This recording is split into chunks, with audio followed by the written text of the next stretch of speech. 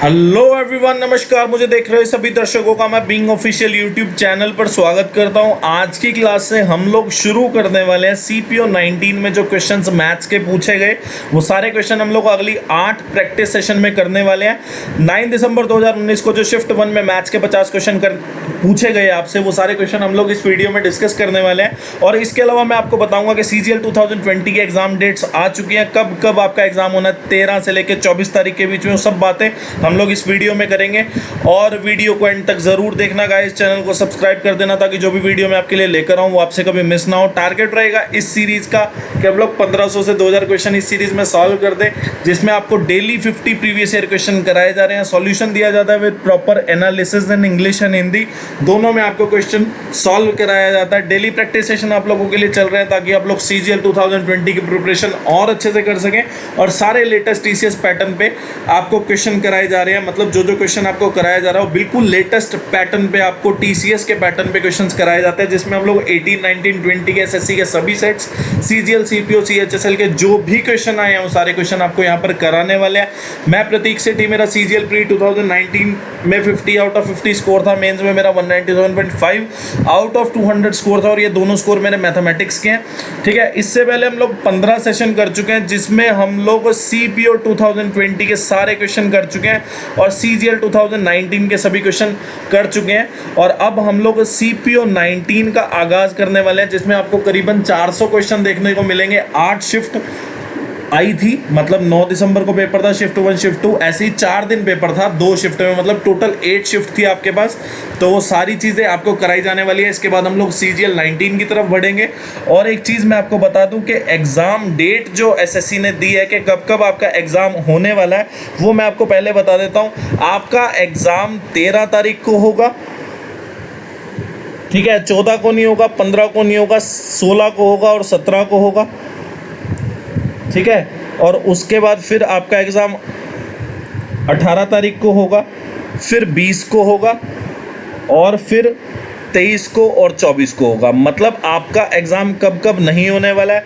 आपका एग्ज़ाम 14 तारीख को नहीं होगा, 15 तारीख को नहीं होगा, 19 तारीख को नहीं होगा, 21 तारीख को नहीं होगा और 22 तारीख को नहीं होगा।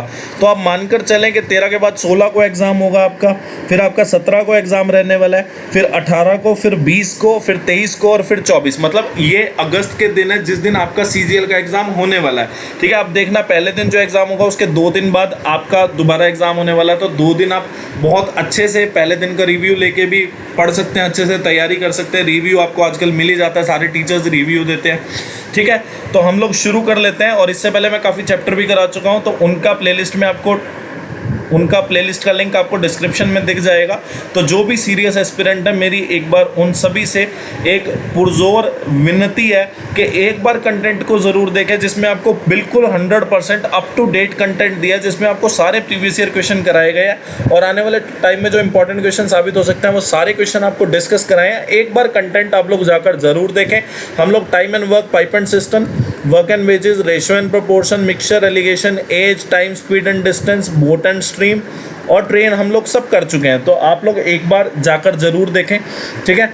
और इससे पहले कि मैं क्लास शुरू करूँ, ये कुछ लिंक है हमारे, तो आप हमारी वेबसाइट पे भी विजिट कर सकते हैं। यहाँ पे आपको हमारे सभी लिंक मिल जाएंगे और आने वाले टाइम में हम आर्टिकल वगैरह भी पब्लिश करने वाले हैं इस पे। और टेलीग्राम चैनल आप लोग ज्वाइन कर ले, ताकि जो मैं यहाँ पे पढ़ाता हूँ उसके नोट्स की पीडीएफ, जो क्वेश्चन बैंक तैयार कर रहा हूँ उसका पीडीएफ, और जो क्लास लेता हूँ उसका लिंक डाल देता हूँ। जो भी गवर्नमेंट की तरफ से हमें नोटिफिकेशन मिलती है, चाहे वो किसी चीज़ से भी रिलेटेड हो, वो सारी चीज़ें टेलीग्राम चैनल पर आपको दी जाती हैं। फेसबुक पे हम लोग लिंक जनरेट कर देते हैं ताकि आप कमीशन की वेबसाइट पर जाकर सीधा विजिट करके आप लोग नोटिफिकेशन जो भी गवर्नमेंट की तरफ से आती है वो पढ़ सकें। और जो भी चैप्टर कंप्लीट कराता हूँ उसकी प्लेलिस्ट का लिंक और जो भी वीडियो कंडक्ट करता हूँ सारे लिंक मैं डालता रहता हूँ। यूट्यूब का चैनल आप लोग सब्सक्राइब कर लें, ताकि जो भी मैं आपके लिए फ्री मैथमेटिक्स प्रैक्टिस सेशन लेके आता हूँ, जो भी आपको कंटेंट देता हूँ, चाहे वो गवर्नमेंट नोटिफिकेशन से हो, वैकेंसी किसी ने निकाली हो, सारी चीज़ें मैं यूट्यूब पे बनाता रहता हूँ। तो आप लोग ज्वाइन कर लें। फ्री मैथमेटिक्स कोर्स आपके लिए चल रहा है, जैसे ही हम सेशन खत्म करेंगे उसके बाद फ्री मैथमेटिक्स कोर्स दोबारा शुरू हो जाएगा आपका, जिसमें आपको सारे चैप्टर्स में कवर कराऊंगा। ईमेल आईडी है, किसी को कोई डाउट हो तो ईमेल आईडी पे पूछ सकता है। व्हाट्सएप पे आप नंबर अपना सेव करा ले, ताकि जो भी कल को आपको डाउट आता है कोई अपने एग्जाम से पहले 13 तारीख से पहले, जिसका जब भी एग्जाम होगा उससे पहले, आधी रात को भी आप मुझसे डाउट पूछ सकते हो, कोई दिक्कत नहीं है। ठीक है, आज की क्लास का पहला क्वेश्चन आपके सामने ये रहा। क्वेश्चन में बोला 10 आदमी 12 दिन में 7 घंटे एक दिन में काम करके पूरा काम कंप्लीट कर लेते हैं, तो 14 आदमी 6 घंटे एक दिन में काम करके कितने दिन में काम खत्म करेंगे? आपको पता है फॉर्मूला क्या होता है, M1 D1 H1 M2 D2 H2। अब आपको पता है 14 × 6 वही होता है जो 7 × 12 होता है, तो D2 की वैल्यू कितनी आ गई? 10 डेज। ठीक है, मतलब 10 दिन लगेंगे अगर 14 आदमी 6 घंटे एक दिन में काम करके काम खत्म करते हैं। तो क्वेश्चन में बोला है क्या, पाइप ए है, किसी टैंक को कितने टाइम में भरता है? 8 घंटे में। उसी टैंक को पाइप बी 8 घंटे में भरता है, सॉरी पाइप ए जो है 6 घंटे में भरता है, और पाइप सी जो है वो खाली करता है, कितने टाइम में खाली करता है? 10 घंटे में खाली करता है। अब आपको बोला गया है क्या, आपको बोला गया है क्या कि आप लोग तीनों पाइप को खोलें और ये बताना टैंक कब भरेगा। बहुत आसान क्वेश्चन, इससे पहले बहुत बार ये क्वेश्चन हो चुका है। ठीक है, आपने यहाँ पर देखा कि ए का हमें टोटल टाइम दे रखा है, बी का दे रखा है, सी का दे रखा है। हम लोग टोटल वर्क निकाल लेंगे, कैसे निकाल लेंगे? एलसीएम से। 8 × 24 = 120। आपको पता है इसका एलसीएम 120 आ गया, यहाँ से 20 15 और यहाँ पे कितना आ जाएगा आपका? 12 आ जाएगा। अभी आपको क्या बोला है, तीनों पाइप को साथ में खोल दिया गया। अब आपने देखा 120 भरना है टोटल, क्योंकि टोटल वर्क है कितना? इतना। 1 आवर वर्क, ए का कितना? 20, बी का कितना? 15। अब 20 और 15 तो जो है वो भरा जा रहा है, मतलब ए और बी तो भर रहे हैं, अब सी खाली कर रहे हैं। आपने देखा ए ने 20 भरा, बी ने 15 भरा, तो टोटल भरा गया एक घंटे में 35।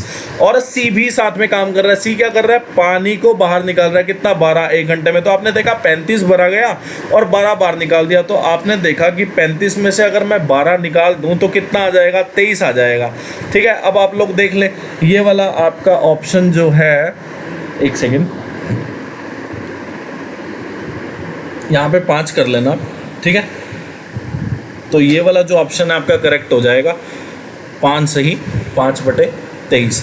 क्वेश्चन में बोला है क्या, साइन थीटा कॉस थीटा। आपको पता है sine theta equal to cos theta तभी होता है, मतलब sine A equal to cos B तभी होगा जब a + b = 90 डिग्री होगा। आपने देखा साइन ए, आपने देखा a कितना हो गया? 2 थीटा + 50 डिग्री। आपने देखा b कितना हो गया? 4 थीटा + 16 डिग्री।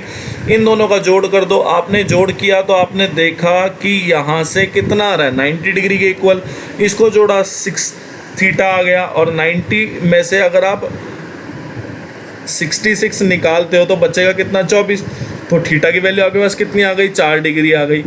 तो थीटा की वैल्यू आपके पास, एक सेकेंड, 1650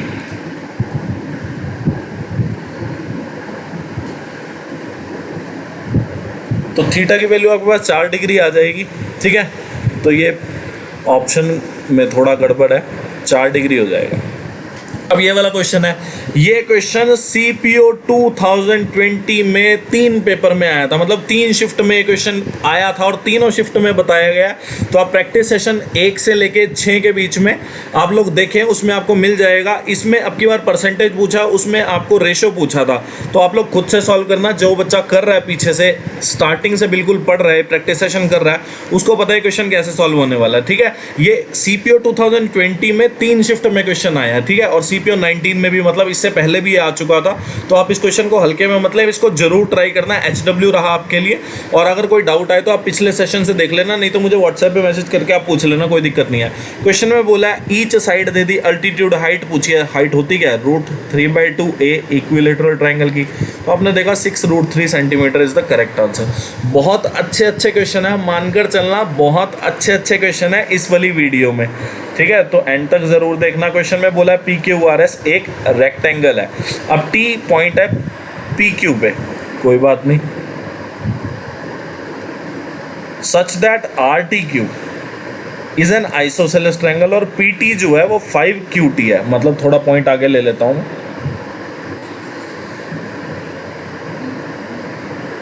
ठीक है। तो आपने देखा यहाँ से कि मान लो चलो यहाँ पे है कुछ T, ठीक है। अभी आपने देखा कि RTQ का आपको एरिया दे दिया, ठीक है। तो आप क्या करो, यहाँ पे PT इक्वल टू इतना एरिया ऑफ रेक्टेंगल आपसे पूछा, आप क्या करो, इसको भी ज्वाइन कर दो। आपने क्या किया, एक एस टी आर ट्राइंगल बना लिया। अब आपके पास 3 ट्राइंगल हो गई, क्या क्या हो गई, एक ट्राइंगल पी एस टी हो गई, एक ट्राइंगल एस टी आर हो गई और एक ट्राइंगल आर टी क्यू होगी। आर टी क्यू का आपको एरिया भी दिया, आपसे पूछा एरिया ऑफ ट्राइंगल बताइए। देखो एक चीज़ देखते हैं हम लोग, क्या कि हम लोग अगर इसको 1 माने, मतलब अगर मैं क्यू टी को 1 मानता हूँ, अगर मैं क्यू टी को 1 मानता हूँ तो मेरे पास पी टी कितना आ गया, आपको पता है पी टी आ गया 5 गुना।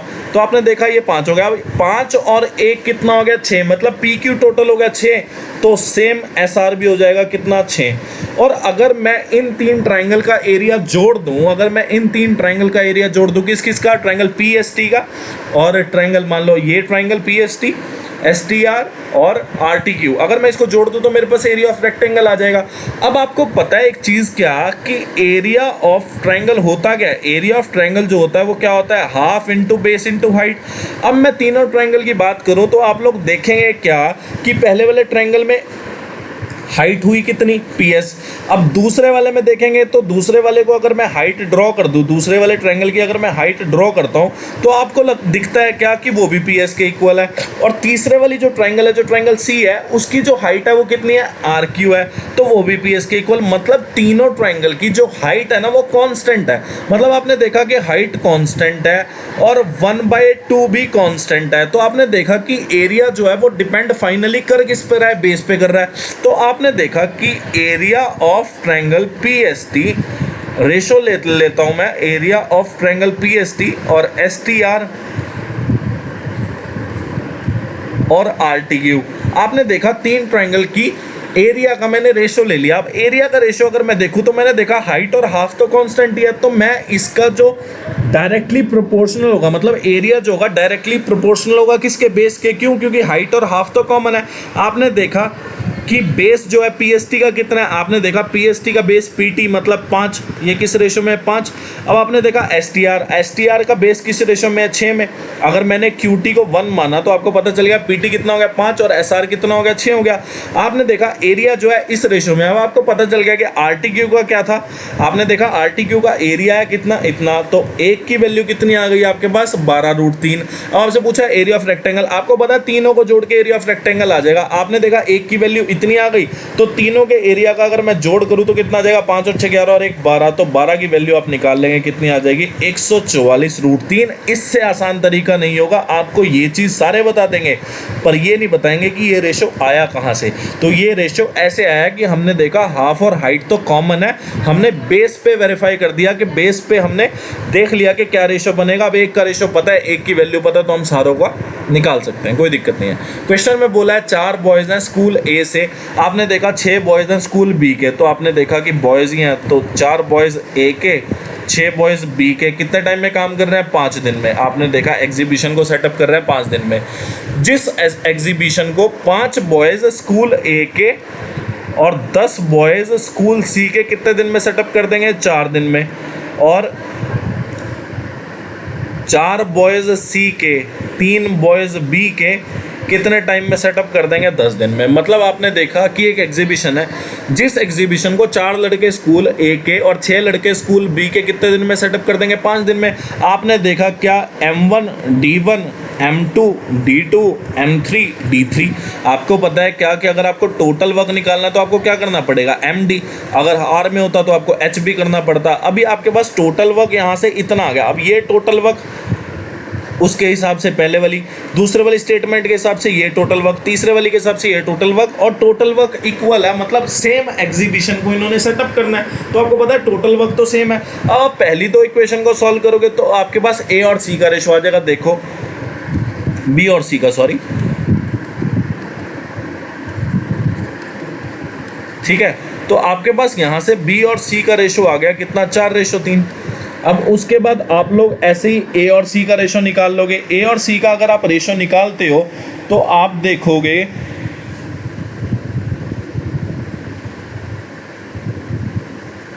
यहाँ से नहीं आएगा। A और C का रेशो पहले और लास्ट से आएगा। पहली और लास्ट से आपने देखा 20A plus 30B equal to 30B plus 40C। तो आपने देखा 30B से 30B गया, A रेशो सी आपके पास कितना हो गया, आपने देखा ए रेशो सी जो है वो 2:1 हो गया। ठीक है, अब आपने देखा ए रेशो बी रेशो सी अगर आपको बनाना है, मतलब एफिशिएंसी का अगर आपको रेशो तैयार करना है, आपने देखा ए और सी की एफिशिएंसी का रेशो कितना आ गया, 2:1। आपने देखा बी और सी की एफिशिएंसी का रेशो कितना आ गया, 4:3। अब आपको इक्वल मतलब एक ही रेशो में कंबाइन करना है, तो आपने देखा जब 2 रेशो को आपको कंबाइन करना है तो आपको सी इक्वल चाहिए, सी को इक्वल कर दो। सी को इक्वल करने के लिए यहाँ पे 3 से मल्टीप्लाई आपको करना पड़ेगा। तो आपने देखा ए की वैल्यू 6 आ गई, बी की वैल्यू 4 और सी की वैल्यू 3। ये जो रेशो आया ए बी सी का, ये आपके पास एफिशिएंसी का रेशो आ गया। अब किसी भी इक्वेशन को ले लो, पहले वाली को ले लो, दूसरे वाली को, तीसरे वाली को, किसी से भी सॉल्व कर लो। आपने देखा क्वेश्चन में बोला आपको क्या, then how many boys from school A can set up the exhibition in one day।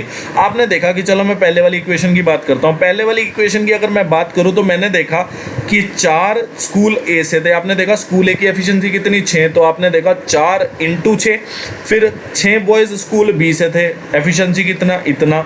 आपने देखा कितने दिन में काम कर देते थे, 5 दिन में। अभी आपको बोला है कि आपको काम करना कितने दिन में, 1 दिन में। पर आपने देखा क्या, आपने देखा कि अब जो बॉयज़ हैं वो बताने हैं कितने हैं, तो आपने देखा बॉयज़ किसके बताने हैं, ए स्कूल के। अब ए स्कूल की आपको एफिशिएंसी पता है कितनी है, इतनी। तो आप लोग सॉल्व कर ले। आपने देखा 6 चौक 24, 24 24 कितना हो गया, 48 हो गया। तो 48 जो है 8 पे चला जाएगा। और बी मतलब बॉयज़, स्कूल ए के बॉयज़ कितने टाइम में काम कर देंगे, 40 दिन में आपका काम खत्म हो जाएगा। तो this is the correct answer. बहुत आसान क्वेश्चन है, अच्छा क्वेश्चन है। क्वेश्चन में बोला BAC, मतलब ये जो एंगल है आपको 90 डिग्री दिया है, तो आपने देखा ये ए होगा, ये सी होगा और ये बी होगा।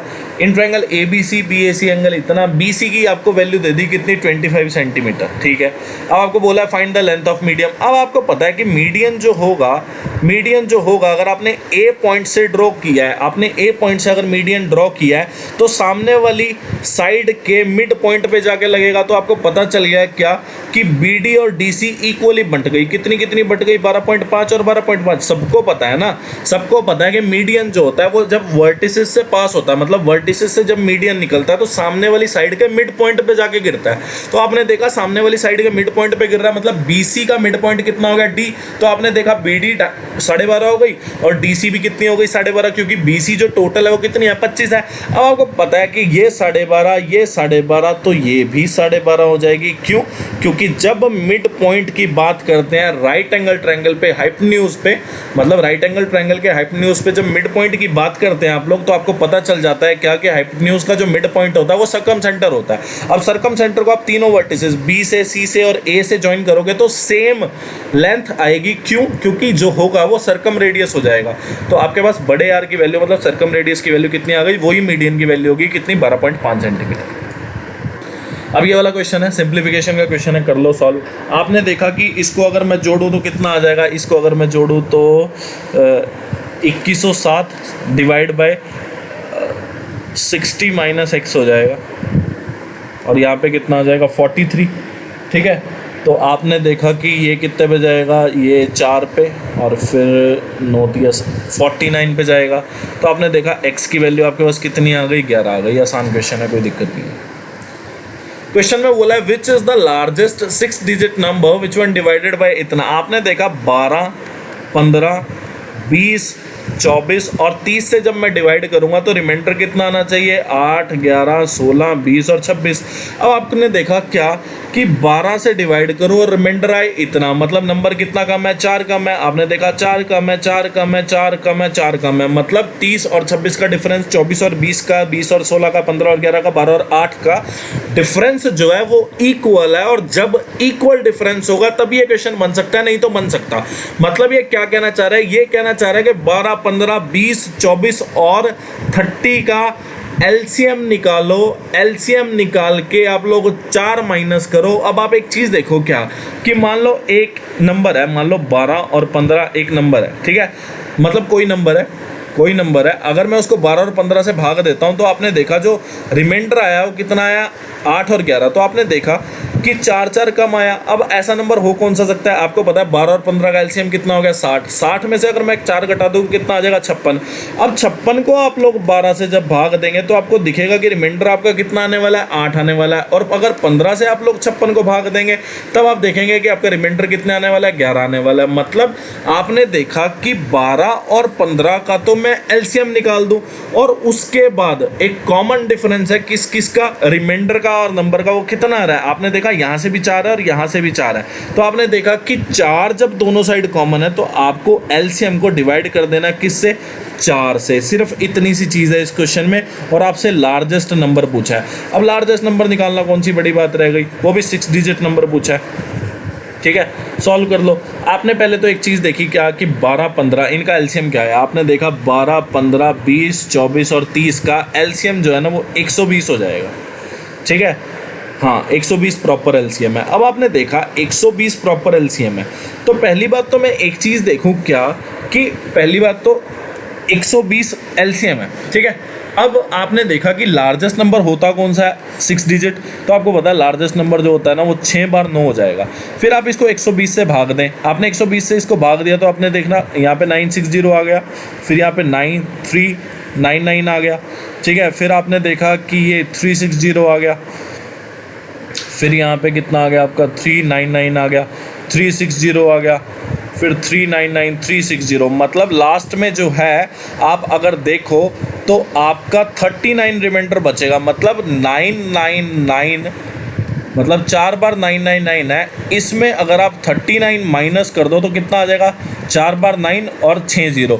तो ये जो 99960 है ये लार्जेस्ट 6 डिजिट नंबर है जो 120 से जाएगा। अब आपने देखा कि लार्जेस्ट 6 डिजिट नंबर है जो 12 से भी जाएगा, 15 से भी जाएगा, 20 से भी, 24 से भी, 30 से भी। मतलब इनके एलसीएम 120 से जा रहा है, तो इन 6 के 6 नंबर से जा रहा है। अब आपने देखा कि आपको बोला क्या है कि जब 12 से भाग देंगे रिमाइंडर आएगा 8, 15 से देंगे 11, 20 से देंगे 16, 24 से देंगे 20 और 30 से भाग करेंगे अगर हम इसको तो 26 आएगा। तो आपने देखा कि डिफरेंस कितना, 4। आप इसमें से 4 माइनस कर दो, सिर्फ इतना सा क्वेश्चन था। ठीक है, और एक और तरीका देखो, मैं एक और चीज़ आपको बताता हूँ, आपको अच्छी लगेगी। आप क्या करो, आपको पता है कि इस वाले में ना जब आपने देखा कि इस वाले में ऑप्शंस में क्या हो रहा है, ऑप्शंस में हमने 4 घटाया हुआ है, आपने 4 ऐड किया, आपके पास कितना आ गया, इतना आ गया। मतलब डिवाइड ना करने के बजाय अगर आप ऐसा करते, ठीक है, आपने क्या किया, आपको पता है ऑप्शन जो है ना 4 घटा के आ रहा है किसमें, एलसीएम के मल्टीप्लिकेशन में। तो आप 4 4 ऐड करो, आपने 4 4 ऐड करा हर जगह, तो आपने देखा कि 4 ऐड करने पे आपका कितना आ गया, 64 आ गया। अब आपने देखा कि ये 3 ऑप्शन तो 120 पे जाएंगे ही नहीं क्योंकि यूनिट डिजिट मस्ट बी 0 होना चाहिए। तो आपने देखा this one is the only option जो 120 पे जाएगा। तो ऐसे भी हो सकता था। अब ये वाला क्वेश्चन है, आपको एसपी दे दिया, एमपी पूछा है। एमपी पहले 10% डिस्काउंट दिया तो कितने परसेंट पे बेचा, 90% पे। फिर 5% डिस्काउंट दिया तो 95% पे बेचा। फिर 4% डिस्काउंट दिया तो 96% पे बेचा। तो आपने देखा इसकी वैल्यू आपको दे रखी है इतनी, मार्क प्राइस आपका आ जाएगा, सॉल्व कर लेना। एरिया ऑफ ट्रेपीजियम देखो, सीपीओ में अब की बार भी ये क्वेश्चन आया, पिछली बार भी आया था। तो आपको पता है एरिया ऑफ ट्रेपीजियम होता क्या है, half sum of parallel sides. तो आपने देखा सम ऑफ पैरेलल साइड कितना हो जाएगा, 27 और 13 को अगर मैं जोड़ूँ तो 40 हो जाएगा। 8 इसका क्या हो जाएगा, हाइट। तो आपको पता है एरिया ऑफ ट्रेपीजियम होता क्या है, half into sum of 2 parallel sides into height. तो आपने देखा 160 सेंटीमीटर स्क्वायर जो होगा वो क्या हो जाएगा, एरिया। तो अब आपने देखा कि मीटर स्क्वायर में पूछा है, तो मीटर स्क्वायर में आपको 0 ही डिवाइड करना पड़ेगा, तो यही आएगा आंसर। तो आंसर का कुछ और पॉसिबिलिटी है ही नहीं, ठीक है, क्योंकि अगर 0.16 होता फिर तो हम करके देखते। अब 0.016 एक ही है तो आपने निकाल लिया। अब ये वाला क्वेश्चन है, आप लोग कर सकते हैं, खुद से ट्राई कर लेना। आपको पता है वैल्यू पुटिंग करनी है, देखो मैं करके दिखाता हूँ। आप क्या करो, 1 को 2 मान लो, 1 को 1 मान लो, मतलब x को आपने 2 माना, y को आप 1 मान लो। तो आपने देखा 4x³ y minus 6x² y² plus 4x y³ minus y की पावर 4। तो आपने देखा कि x की वैल्यू 2 रखो, y की वैल्यू 1। आपने सॉल्व किया, आपने देखा x की वैल्यू 2 रखी तो कितना आ गया यहाँ पे 8 इंटू 4 32 हो गया। फिर 4 24 हो गया। फिर 4 दूनी 8 हो गया। अभी -1 हो गया, तो आपने देखा कि ये कितना आ गया 8 और 8 16 में से 1 गया, कितना 15 आ गया। अब आप ऑप्शन से मैच कर लो। आपने ऑप्शन से मैच किया तो आपने देखा कि यहाँ से कितना आ रहा है, यहाँ से आ रहा है 16 -1 कितना 15 आ रहा है यहाँ से तो। और यहाँ से अगर आप देखो तो 3 की पावर 4 81 -1 80 हो रहा है, और फिर यहाँ पे भी 81 -16 हो रहा है, तो ये चीज़ पॉसिबल नहीं है। अभी यहाँ से देख लेते हैं। यहाँ से अगर आप देखोगे तो आपको दिखेगा कि 2 की पावर 2 -1 की पावर 4 -2 की पावर 4, तो आपने देखा 1 -16 कितना -15 आ रहा है, तो 15 मतलब option A is the correct answer. अब ये वाला क्वेश्चन पूछा है आपसे, फ्रैक्शन का HCF पूछ रहा है। आपको पता है HCF ऑफ फ्रैक्शन क्या होता है, आपको ऊपर वाले का HCF लेना, नीचे वाले का LCM। आपने देखा ऊपर वाले का HCF कितना आ जाएगा, 4 6 और 8 कॉमन कह दो, फिर नीचे वाले का LCM आपने देखा 25 × 8 आपको करना पड़ेगा, तो ये आ गया LCM। आपको पता है ना HCF ऑफ फ्रैक्शन होता क्या है, HCF ऑफ न्यूमरेटर और LCM ऑफ डिनोमिनेटर, ठीक है। तो आपने देखा कि ये गया 4 पे, तो 1/100 is the correct answer. Question में बोला था average run rate of a cricket team पहले 20 ओवर में इतना। आपने देखा कि पहले 20 ओवर में एवरेज इतना चल रहा है, तो आपने देखा टोटल रन कितने हो गए पहले 20 ओवर में, average into total number of over, आपने देखा 90 रन हो गए, ठीक है। अब बोला what should be the asking rate, मतलब रिक्वायर्ड रन रेट कितना होना चाहिए per hour for the next 30 hours if he has to chase 282 target. तो आपने देखा 282 रन इसको टोटली चेज करने हैं, जिसमें से इसने 90 चेज कर दिए, कब, पहले 20 ओवर में। अब लास्ट के 30 ओवर में इसको कितने चेज करने हैं, 192, तो एवरेज कितना हो जाएगा 192/30, तो इसकी वैल्यू जो है मेरे हिसाब से 6.4 आ जाएगी, ठीक है। 6.4 इज़ द करेक्ट आंसर। अब ये वाला क्वेश्चन आ गया। ये क्वेश्चन देखो ध्यान से देखना है, ये चीज़ मैं आपको बहुत अच्छे से बताऊंगा। और इस क्वेश्चन पे काफ़ी लोगों ने क्लेम किया, जब एसएससी ने उनका क्वेश्चन गलत निकाला तो काफ़ी लोगों ने क्लेम किया इस क्वेश्चन पे। क्वेश्चन बहुत अच्छा है। क्वेश्चन में बोला है क्या, if the word photograph is spelled with F in place of PH then what would be the percentage reduction in the number of letter. पहली बात तो आप देखो नंबर ऑफ लेटर है कितने इसमें, आपने देखा 5 6 7 8 9 10, इसमें लेटर जो है वो कितने हैं 10, ठीक है। अब आपको पता है क्या कि PH की जगह आपको F रखना है, तो अब कई बच्चे लास्ट वाले PH की जगह F नहीं रख के आए, PH ही रखा है। मतलब उन्होंने क्या क्लेम किया, उन्होंने पहले वाले PH को तो F में चेंज कर दिया, पर बाद वाले PH को उन्होंने F में चेंज नहीं करा, और इसी चीज़ का उन्होंने फिर ऑब्जेक्शन उठाया, जो कि उनका ऑब्जेक्शन ओवर रूल कर दिया कि ये चीज़ नहीं पॉसिबल, आपको इस वाले PH को भी F रखना था। जो बहुत सारे बच्चों ने मिस्टेक की, आप ना कीजिएगा।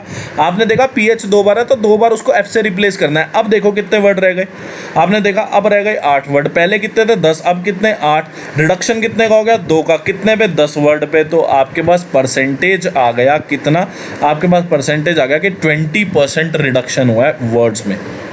अब ये है डायमीटर दे दिया, आपको बोला 16 रिवोल्यूशन। आपको पता है 1 रिवोल्यूशन इक्वल टू 1 सर्कमफ्रेंस, बहुत बार कर दिया।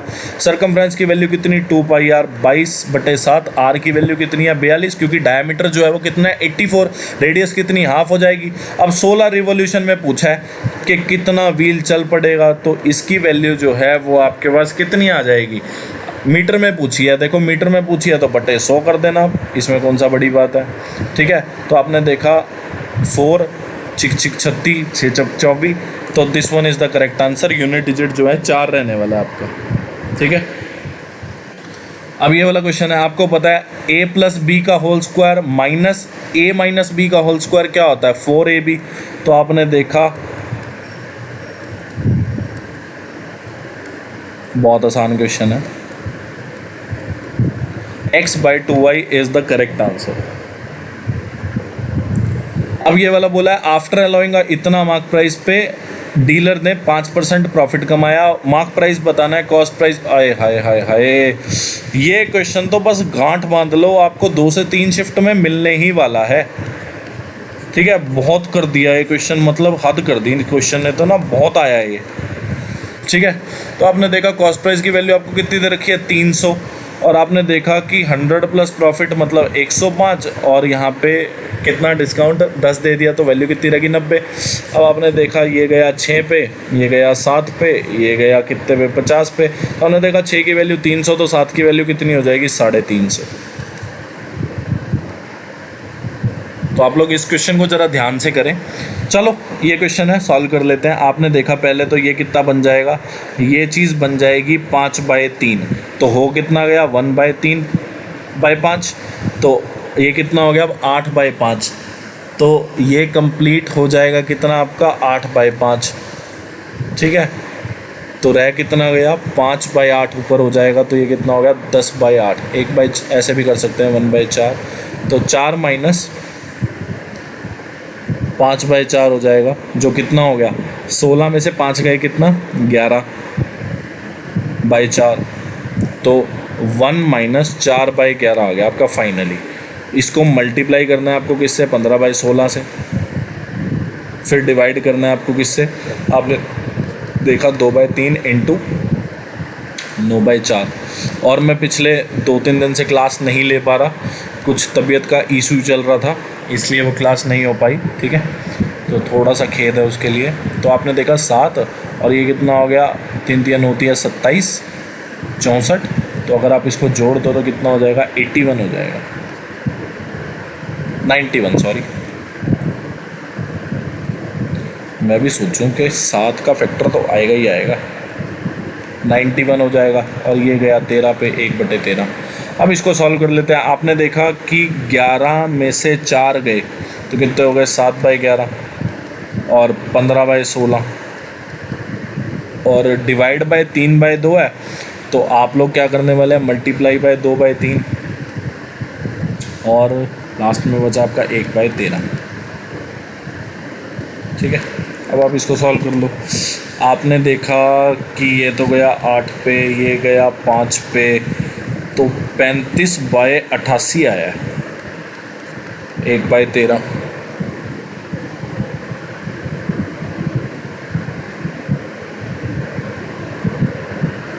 एक second, let me check once again. 4 minus 5/3, 3/5 हो जाएगा,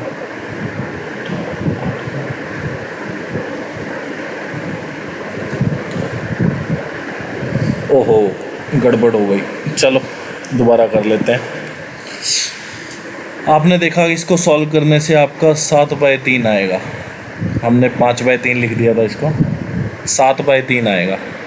अब ये हो गया 1 + 3/7 हो गया, तो ये कितना आ गया 10/7, तो 10/7 आ गया अगर, तो इसको सॉल्व करके कितना आ रहा है 10/7 5 पे, तो 4 माइनस 7/5 हो जाएगा, तो 20 में से 7 गए 13, 5, तो आपने देखा कि 1 माइनस 5/13 आ जाएगा।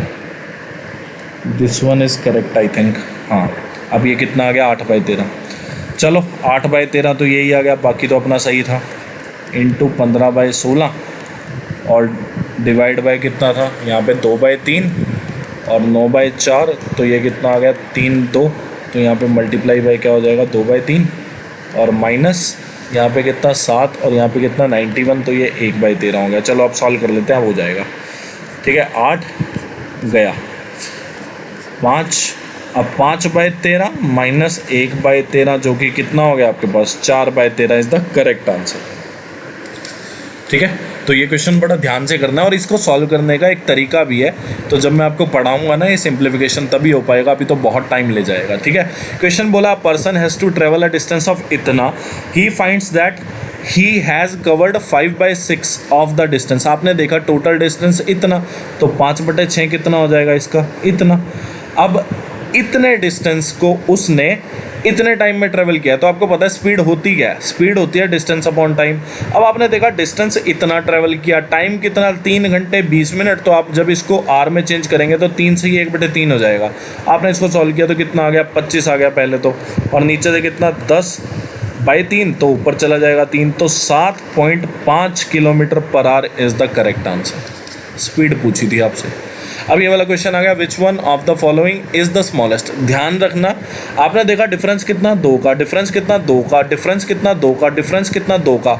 अब जितने बड़े नंबर होंगे ना वो उतने स्मॉलेस्ट होंगे, मतलब ये वाले नंबर सबसे बड़े हैं तो ये स्मॉलेस्ट है, और जितने छोटे होंगे उतने नंबर बड़े होंगे, मतलब ये वाले दोनों नंबर छोटे हैं तो ये सबसे लार्जेस्ट नंबर है। हुआ कैसे मैं आपको बताता हूँ। देखो आपने देखा क्या कि 201 माइनस 199, 401 माइनस 399, पहले दोनों में कंपैरिजन कर देता हूँ, आपको समझ आ जाएगा। मैंने क्या किया, रैशनलाइज कर दिया। अब आपने रैशनलाइज किया तो आपको पता चला क्या कि a प्लस बी से अगर आप मल्टीप्लाई करते हो a माइनस बी को, तो आपने देखा डिनोमिनेटर में तो ये आ जाएगा, न्यूमिनेटर में क्या आएगा, अंडर रूट 201 का स्क्वायर कितना 201 माइनस अंडर रूट 99 का स्क्वायर कितना हो जाएगा 199। तो आपने देखा क्या आ गया 2 बाय रूट 201 प्लस 199, और ऐसे ही यहाँ पे आ जाएगा क्या 2 बाय 399। अब आपने देखा क्या कि 2 2 2 तो कॉमन है, मतलब चारों में 2 तो कॉमन ही आएगा न्यूमिनेटर में। डिनोमिनेटर में क्या आएगा, आपने देखा इसकी वैल्यू बड़ी है, मतलब डिनोमिनेटर वाली चीज़ की इसकी वैल्यू बड़ी है। क्यों बड़ी है, क्योंकि 400 का अंडर रूट और 399 का अंडर रूट हर हाल में ज़्यादा होगा किसके अंडर रूट से, मतलब जितना नंबर बड़ा होगा उसका अंडर रूट उतना ही बड़ा होगा। तो आपने देखा ये दोनों नंबर बड़े हैं तो इनका अंडर रूट भी बड़ा होगा, इनका अंडर रूट कंपेरेटिवली इससे छोटा रहने वाला है। तो आपने देखा कि डिनोमिनेटर बड़ा है। अब आपको पता है डिनोमिनेटर जितना इंक्रीज करता जाएगा न्यूमिनेटर उतना डिक्रीज करता जाएगा। आपने देखा इसका डिनोमिनेटर सबसे ज़्यादा है तो इसका न्यूमिनेटर जो है सबसे कम हो जाएगा, तो ये सबसे स्मॉलेस्ट हो जाएगा। अब ये वाला क्वेश्चन है, आपने देखा पहले वाले से क्या बन रहा है 10 का स्क्वायर, 10 का स्क्वायर जब आपने परसेंट हटाया तो इससे क्या हो रहा है, इससे पहले तो आप परसेंट हटा रहे हो तो ये बन रहा है, और फिर आपने 0 कम करी तो ये बन गया, फिर आपने देखा 8 तो ये कितना हो गया, आपने देखा 2 की पावर 3, अब ये भी 2 की पावर 3, ये भी 2 की पावर 3, तो 2 की पावर तो 9 हो गई। अब 2 4 6 9 तो 10 की पावर भी 9 हो गया, 1/9। तो आपने देखा 2/10 जो कि 0.2 is the correct answer. Question में बोला chord of the larger among 2 circles, concentric circle, concentric circle मतलब ये वाला सर्कल। अब कॉर्ड की लेंथ जो है 10 सेंटीमीटर है, तो आपने देखा कि पहले बड़े वाले का तो कॉर्ड है और दूसरे वाले के लिए क्या है, टेंजेंट है दूसरे वाले के लिए। तो आपने ड्रॉ कर दिया, आपने ड्रॉ किया तो आपने देखा कुछ ऐसा होगा, जो बड़े वाले के लिए कॉर्ड होगा छोटे वाले के लिए क्या होगा, टेंजेंट होगा। दोनों कॉन्सेंट्रिक सर्कल है तो आपको इसकी लेंथ भी दे देगी, इसकी लेंथ जो है ना वो 10 है। चलो कोई बात नहीं। अभी बोला है कि what is the area of annular portion between 2 circles, मतलब इस एरिया का आपको, मतलब इस जगह का आपको एरिया पूछा है। पहली बात तो आप एक चीज़ देखें क्या कि छोटे वाले की जो रेडियस होगी वो ये होगी, ठीक है। आपने देखा अगर ये दोनों सर्कल का कॉमन सेंटर है, कॉन्सेंट्रिक सर्कल है, कॉमन ही होगा सेंटर, तो आपने देखा अगर ये सेंटर है तो ये रेडियस हो जाएगी किसकी, छोटे वाले की, और बड़े वाले की जो रेडियस है वो क्या हो जाएगी, ये हो जाएगी। अब आपको पता है टेंजेंट जो है वो 90 डिग्री बनाता है किसके साथ, रेडियस के साथ। तो आपने देखा 90 डिग्री ये छोटा और ये बड़ा, और इसकी भी वैल्यू आपको पता चल गई। आपको पता है क्या कि टेंजेंट 2 पार्ट में डिवाइड हो गया होगा, मतलब टेंजेंट नहीं, जो बड़े सर्कल के लिए कॉर्ड है, अगर मैं उस कॉर्ड को सेंटर से ज्वाइन करता हूं तो आपको पता है 2 इक्वल पार्ट में डिवाइड हो जाती है, मतलब ये भी 5 और ये भी 5। अगर आप कॉर्ड के पॉइंट को सेंटर से ड्रॉ करेंगे, अगर आप कॉर्ड के पॉइंट को सेंटर से ड्रॉ करते हैं और 90 डिग्री बन जाता है तो आपको पता है 2 इक्वल पार्ट में कॉर्ड डिवाइड हो जाते हैं, मतलब मिड पॉइंट से टच हो रहा होता है। तो आपने देखा कि ये 90 डिग्री हाइपोटेन्यूज हो गया, हाइपोटेन्यूज का स्क्वायर माइनस परपेंडिकुलर का स्क्वायर तो किसका आ जाएगा, बेस का स्क्वायर। आपने देखा आपसे पूछा एरिया बताइए इन दोनों के बीच का। एरिया तो हम बहुत बार पढ़ चुके हैं, क्या है इन दोनों के बीच का एरिया, पाई बड़ा आर स्क्वायर माइनस छोटा आर स्क्वायर, और इसकी वैल्यू हम निकाल चुके हैं कितनी, 5 का स्क्वायर। तो आपको पता चल गया कि 25 पाई इज़ द करेक्ट आंसर। बहुत आसान क्वेश्चन है, ठीक है। क्वेश्चन में बोला है 60 डिस्क है, ईच ऑफ डायमीटर इतना, थिकनेस इतनी है हर डिस्क की। आपको देखा, आपने देखा पहली बात तो थिकनेस जो होगी ना वो ये चीज़ हो जाएगी, थिकनेस जो होगी ना वो ये वाली चीज़ हो जाएगी, मतलब एक सीढ़ी में रैक ही रख लाया सीढ़ी का, तो एक सीढ़ी जो है, अब ये वाली सीढ़ी है, इसकी थिकनेस जो है वो ये हो जाएगी जहाँ पे मैं ड्रॉ कर रहा हूँ, ठीक है। आपने देखा कि थिकनेस ये हो गई, थिकनेस की वैल्यू कितनी है 1/3 सेंटीमीटर, और बोला है 60 डिस्क है। तो आपको यहाँ से ये जो कॉन बना है तो इसकी हाइट पता चल जाएगी कैसे, मैं 60 डिस्क की थिकनेस से मल्टीप्लाई कर देता हूँ तो मेरे पास हाइट आ गई किसकी, सिलेंडर की। अब मेरे पास हाइट आ चुकी है, मेरे को डायमीटर पता है तो रेडियस कितनी आ गई मेरे पास 21/2, ठीक है। अब आपसे पूछा गया, आपसे वॉल्यूम पूछा है, लॉ जी वॉल्यूम पूछा है सिलेंडर का, तो पाई r² h,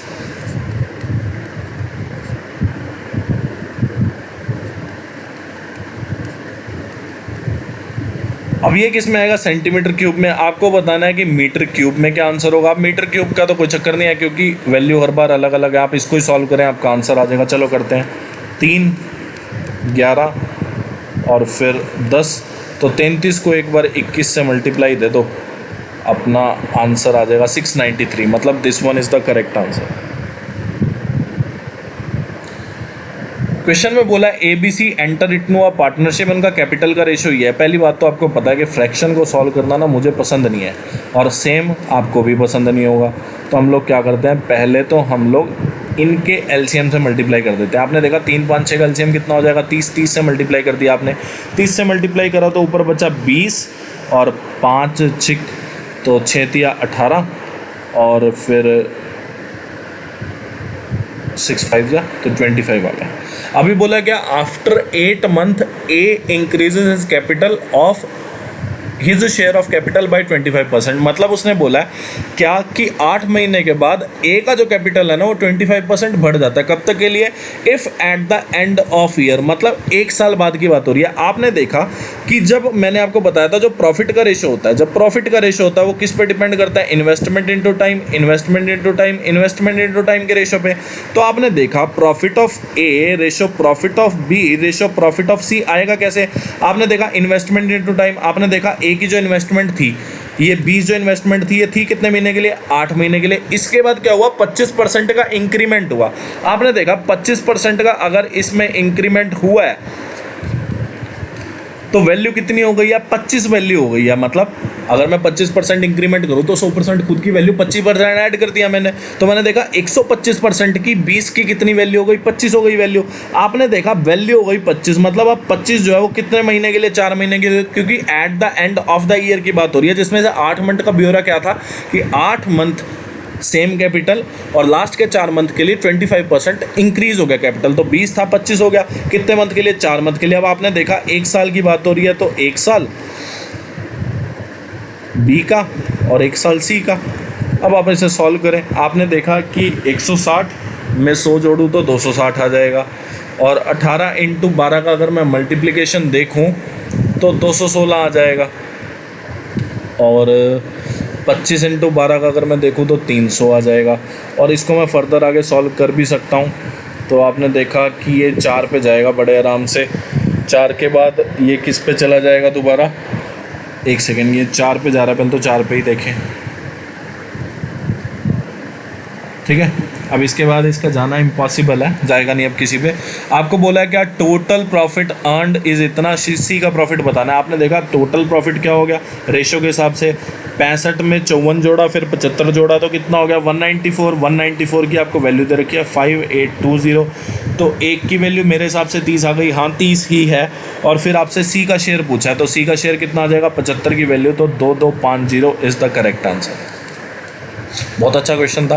क्वेश्चन में बोला था height of a right circular cone is, आपने देखा कॉन ये होता है तो हाइट जो होती है वो सबको पता है कितनी होती है, 1 सेकेंड, ठीक है। हाइट जो होती है वो कितनी होती है आपको पता है, हाइट जो होती है वो ये होती है।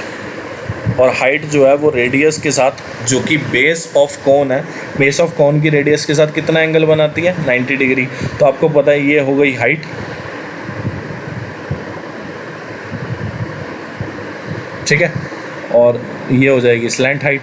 अभी बोला है आपको क्या, द हाइट ऑफ, हाइट दे दी आपको, हाइट की value they the, area of its curved surface, मतलब कर्ड सरफेस एरिया जो वो कितना होता है πRL is 4 times area of base. Area of base क्या, बेस क्या है सर्कुलर, तो एरिया कितना हो जाएगा πr² और 4 गुना है। तो आपने देखा πr से तो πr गया और L की जो वैल्यू आ गई वो कितनी आ गई 4r।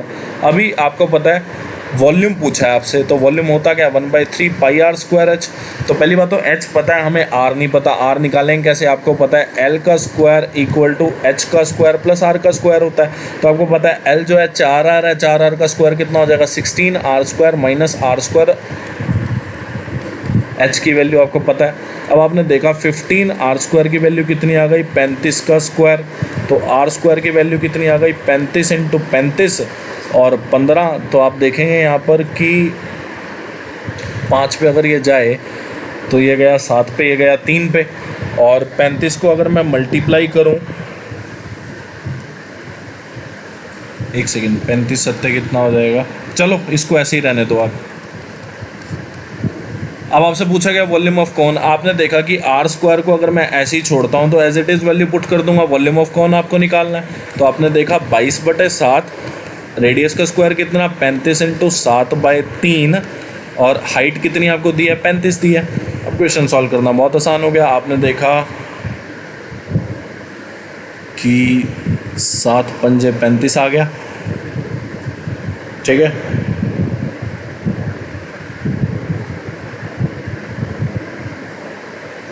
और फिर 5 2 7 और 2 9 और 1 10, ठीक है। तो अब तो कैलकुलेशन की ज़रूरत पड़ेगी, इसमें आप लोग कर लें। 22 × 35,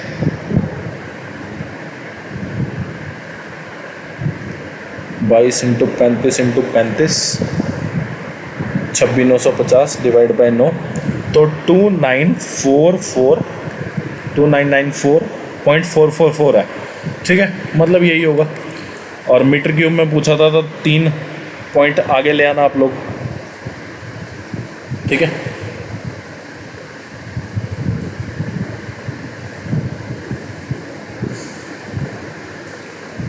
ये आया किस में, सेंटीमीटर क्यूब में आया, एक सेकेंड। तो ये सेंटीमीटर क्यूब में आया, अब इसको मीटर क्यूब में चेंज कर लेंगे तो आपकी वैल्यू आ जाएगी, ठीक है। तो 6 पॉइंट आगे चली जाएगी। अब ये वाला क्वेश्चन आ गया। क्वेश्चन में बोला Paul stands vertically on a road, ठीक है। वर्टिकली मतलब ऐसे खड़ा, ठीक है। हॉरिजॉन्टली जो होता है वो ऐसे होता है, वर्टिकली जो होता है वो ऐसे होता है, ठीक है। तो आपने देखा कि पोल जो है वर्टिकली खड़ा है ऐसे रोड पे जो कि साउथ और नॉर्थ डायरेक्शन में जा रहा है रोड। तो आपने देखा कि नॉर्थ और साउथ डायरेक्शन में अगर रोड जा रहा है मतलब रोड कुछ ऐसा होगा, मान लीजिए ये नॉर्थ डायरेक्शन, ये हो जाएगी साउथ डायरेक्शन, मतलब ऐसे रोड जा रहा है। तो यहाँ पे कुछ खंबा खड़ा होगा, मान लीजिए कि खंबा जो है वो ऐसे होगा, ठीक है, मतलब सीधा खंबा खड़ा है।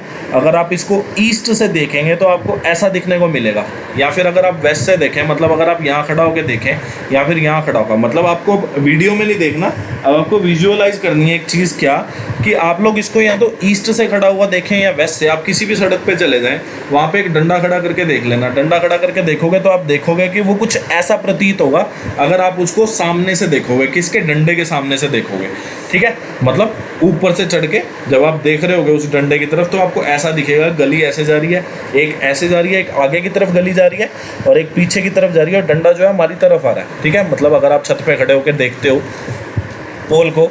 अब आपको बोला है क्या, PQ are 2 points towards the North Pole, मतलब ये वाला जो नॉर्थ पोल है इसकी तरफ है 2 पॉइंट P और Q, ठीक है। सच दैट PQ की आपको लेंथ दे रखी है B।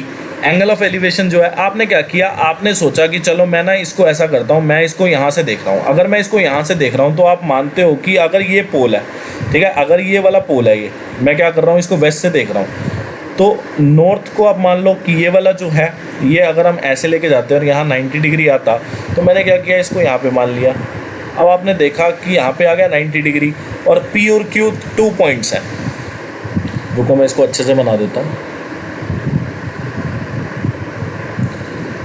अब मान लीजिए ये पोल है, समझाने के लिए वो काफ़ी था आपको, और एक एंगल है यहाँ से, नॉर्थ पोल ये है, मतलब ये है पोल और ये है उसका नॉर्थ डायरेक्शन, और एक पॉइंट है Q, ठीक है, मान लीजिए यहाँ पे होगा। अब पॉइंट P और पॉइंट Q, PQ की आपको लेंथ दे रखी है, कितनी दे रखी है, B दे रखी है। अभी बोला है P से तो एंगल है अल्फ़ा एलिवेशन, Q से है बीटा। आपसे पूछिए height of the pole, height of the pole बताइए, हाइट ऑफ द पोल है कितनी, आपने मान लिया चाहे हाइट ऑफ द पोल। अब आपको इसको B के रिस्पेक्ट में बताना है कि हाइट ऑफ द पोल होगी कितनी, आपने मान लिया कि हाइट ऑफ द पोल कितना है, H है। अब आप इसको सॉल्व करना शुरू करें। आपने देखा कि हाइट ऑफ पोल अगर आप H मानते हो, PQ जो है B है, ठीक है। तो अगर मैं बात करूँ ट्रायंगल इसकी, अगर मैं इसको A मान लूँ, इसको B मान लूँ, अगर मैं ट्रायंगल ABQ की बात करूँ तो आपको पता है tan बीटा जो होगा वो क्या हो जाएगा, tan बीटा जो होगा वो AB/BQ हो जाएगा। अब AB की आपको वैल्यू पता है कितनी, H है, ठीक है। तो आप BQ की वैल्यू यहाँ से लिख सकते हो, क्या आ जाएगी, मतलब यहाँ से लेके यहाँ तक की आपकी जो वैल्यू आएगी वो क्या आएगी, H/tan बीटा। तो इसको आप लोग क्या बोल सकते हैं, H cot बीटा, ठीक है। और फिर आप बीपी की वैल्यू निकालेंगे। सिमिलरली जब बीपी की वैल्यू आप निकालेंगे तो आप देखेंगे कि एच कॉट अल्फ़ा जो है बीपी की वैल्यू आ जाएगी। ठीक है, जब आप बीपी की वैल्यू निकालेंगे तो एच कॉट अल्फ़ा जो है बीपी की वैल्यू आ जाएगी। अब आपको पता है बी क्यू बना किस किस से, बीपी और पी क्यू को जोड़ के। तो आपने देखा पी क्यू की लेंथ तो बी है और बी क्यू की लेंथ कितनी है, एच कॉट बीटा, और बीपी की लेंथ कितनी है, एच कॉट अल्फ़ा। आपने देखा हाइट पूछी है ना आपको बी के रिस्पेक्ट में, तो हाइट जो होगी वो B upon cot beta minus cot alpha हो जाएगी। ठीक है, तो cot beta minus cot alpha, this one is the correct answer. ठीक है, ये पता चल गया ना आपको कैसे हुआ। In triangle A B P same तरीके से हुआ, जिस तरह ये हुआ उसी तरह ये हो। ठीक है, अब ये वाला क्वेश्चन है 6 डिजिट नंबर। मैं बहुत बार बता चुका हूँ, प्रैक्टिस सेशन में भी ये क्वेश्चन पहले 2-3 बार आ चुका है कि 6 डिजिट नंबर है, अगर वो 7, 11, 13 तीनों से जाएगा तो 6 डिजिट नंबर में 3 डिजिट का रिप्लेसमेंट होएगा। मतलब 479 एक ऐसा नंबर होगा जो 7, 11, 13 तीनों पे जाएगा। 7, 11, 13 तीनों पे जाने का क्या मतलब है कि number should be divisible by 1001। 1001 से नंबर तभी डिविजिबल होगा जब 3 डिजिट का रिप्लेसमेंट होगा। मतलब XYZ रिप्लेसमेंट नहीं, रिपीटेशन होगा। मतलब XYZ 3 डिजिट नंबर है और अगर 6 डिजिट नंबर हम इसी को रिपीट करके बना देते हैं, मतलब ऐसा एक नंबर बनता है। तो ये नंबर 7 से भी जाएगा, 11 से भी जाएगा और 13 से भी जाएगा। ठीक है, ध्यान रखना इस चीज़ को। तो आपको पहले 3 नंबर दे दिए और लास्ट के 3 पूछे हैं। आपको पता है 3 डिजिट का रिपीटेशन होता है, मतलब 479 पहले 3 है तो बाद के 3 भी कितने हो जाएंगे, 479। आपसे पूछा Y प्लस Z, आपने देखा Y नंबर कौन सा 7, Z कौन सा 9 और x कौन सा ये, तो आपका आंसर कितना आ जाएगा, 4 आ जाएगा। क्वेश्चन में बोला है क्लॉक टावर है, stands at a crossing of 2 roads. मतलब क्रॉसिंग है 2 रोड की, जो नॉर्थ साउथ, मतलब एक रोड ऐसा है नॉर्थ और साउथ की तरफ है, एक ईस्ट वेस्ट की तरफ है। ठीक है, तो ऐसा कुछ रोड है। अब PQRS are the points on the road due north, मतलब नॉर्थ पे जो पॉइंट है वो P है, कोई बात नहीं लिख लो। अब आपने देखा नॉर्थ पे जो पॉइंट है वो P है और साउथ पे जो है पॉइंट वो क्या है, वो है R। ठीक है, और ईस्ट में, ईस्ट ये वाली डायरेक्शन होती है, इसमें है Q और S जो है वेस्ट पे है। ठीक है, where the angle of elevation of the top of the tower. आपने माना कि टावर जो होगा ना वो कुछ ऐसा उठा हुआ होगा। अब ऐसा उठाना तो बड़ा मुश्किल है, आपको इसको ऐसे बना लें कि टावर जो होगा ना वो ऐसा होगा। इसको आप छत से देख रहे हो आप टावर को, मतलब टावर ज़मीन पे लगा हुआ है, आप इसको फर्स्ट या सेकंड फ्लोर से देख रहे हो कि एक क्रॉसिंग है 2 रोड की। उसको अगर आप फर्स्ट फ्लोर से देखते हो तो आपको ऐसा दिखेगा कि रोड ऐसे जा रहे हैं और टावर जो है वो खड़ा है। तो अब इसको 3D में ही पॉसिबल है, इसको ऐसे उठा लेना ऊपर की तरफ, मतलब इसी से विजुलाइज कर लेना आप लोग। ये चीज़ बहुत आसान हो जाएगी आपके लिए विजुलाइज अगर आप कर लोगे। ठीक है, तो ऐसा कुछ है बना हुआ। अब आप इस क्वेश्चन को सॉल्व कर लें, क्वेश्चन बहुत आसान हो जाएगा आपके लिए। देखिए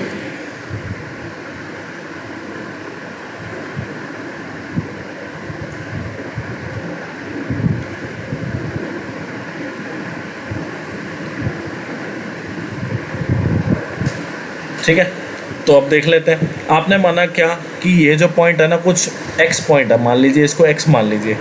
अब आप पहले तो नॉर्थ के साथ देखें, आपने माना कि नॉर्थ था P और नॉर्थ के हिसाब से ये 90 डिग्री पे खड़ा है, क्योंकि पोल जो है वो धरती से 90 डिग्री पे खड़ा होगा ना। मतलब सड़क से जब आप देखोगे कि ये सड़क है, इस पे जो पोल खड़ा होगा वो 90 डिग्री पे खड़ा होगा ना, तो आपने देखा 90 डिग्री से नॉर्थ पे है।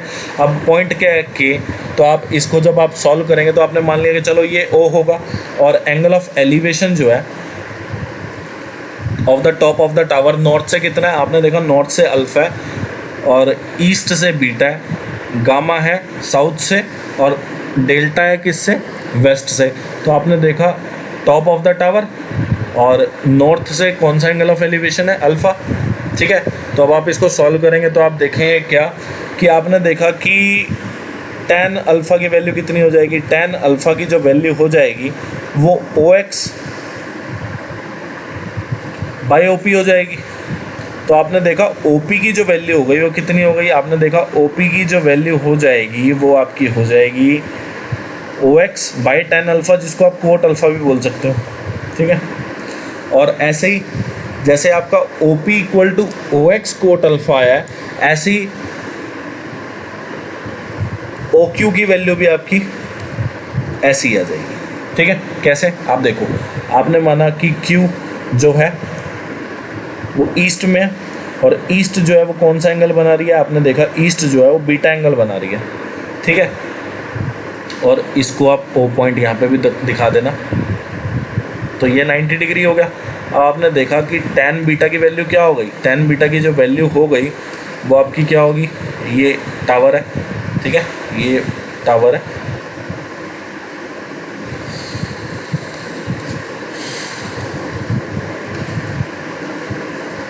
ओ एक्स tan बीटा, ठीक है।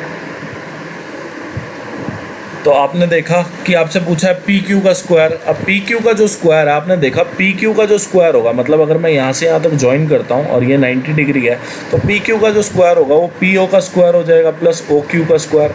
अब पी ओ का स्क्वायर होने के अलावा वाला है, आपको पता है पी ओ का स्क्वायर जो है O X square cot square alpha,